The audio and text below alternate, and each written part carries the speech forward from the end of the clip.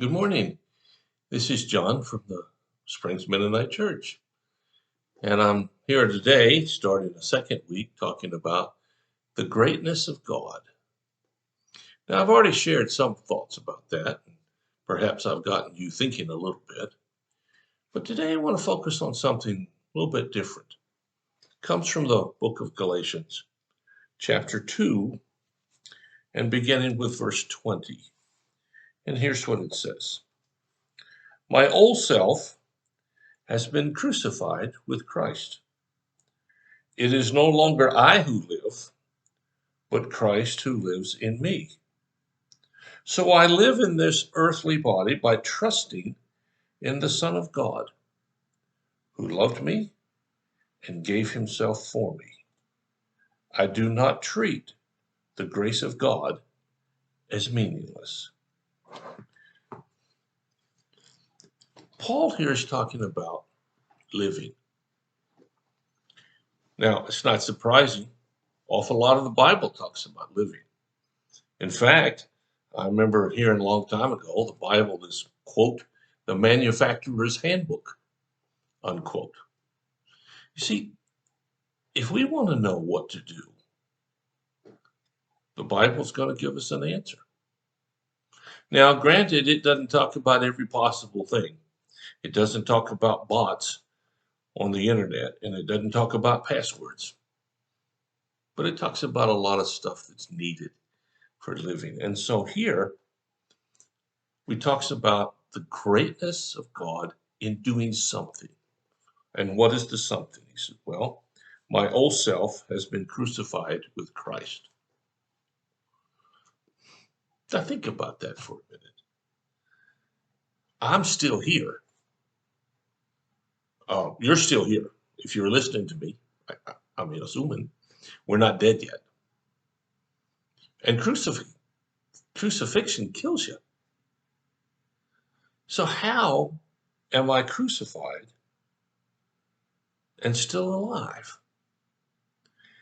And on top of that, it says, I'm crucified and I no longer live, but Christ lives within me.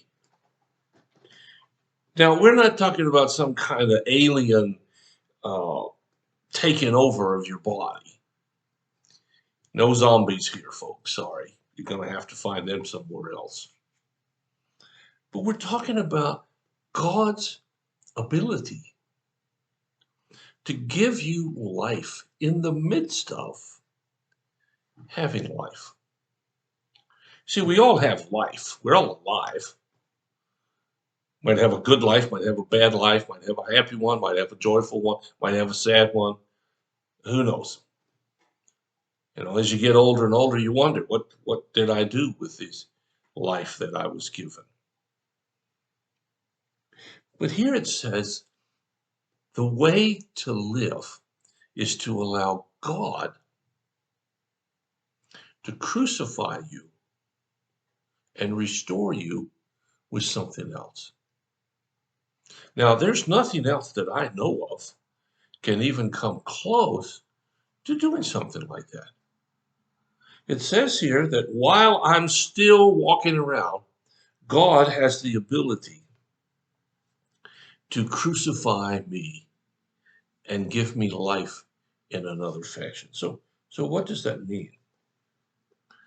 Well, it means that I give over my desires.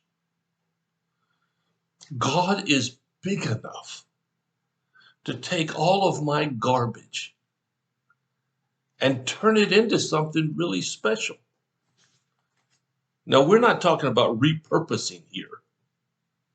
You know, we repurpose things. I've got some decking boards I repurposed into flower pot holders, and I'm going to do some more with it. I used some to make a shelf. I repurposed those, but I didn't change the nature of them. God changes the nature of you and me. He is so incredibly powerful that he can take anything you throw at him, however awful it may have been, however not so bad, and turn it into something magnificent. It says, I live in this earthly body by trusting in the Son of God who loved me and gave himself for me. The greatness of God is that he took his son and poured all of his wrath onto that son, all of his disgusting history about how much we blew it, all of his frustration on us, and he gave it to his son. And in doing that, he made a way for you and I to live a totally different life. Now that is something about great that you and I have a hard time understanding. Goes on here to say, I do not treat the grace of God as meaningless. Here we're seeing the desire of the creator of the universe wanting to make a way so that you and I can be something better than we ever imagined. So that we can overcome things that make us ugly. Our anger, our frustration, our temper, our lashing out, our not smiling when someone really needed a smile. God's greatness can change you and me into something different so that you and I can now live like Jesus wanted us to.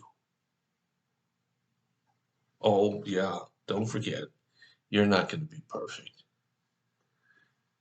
but you're going to want to be better every single chance you get. And it's not you doing it, it's God doing it.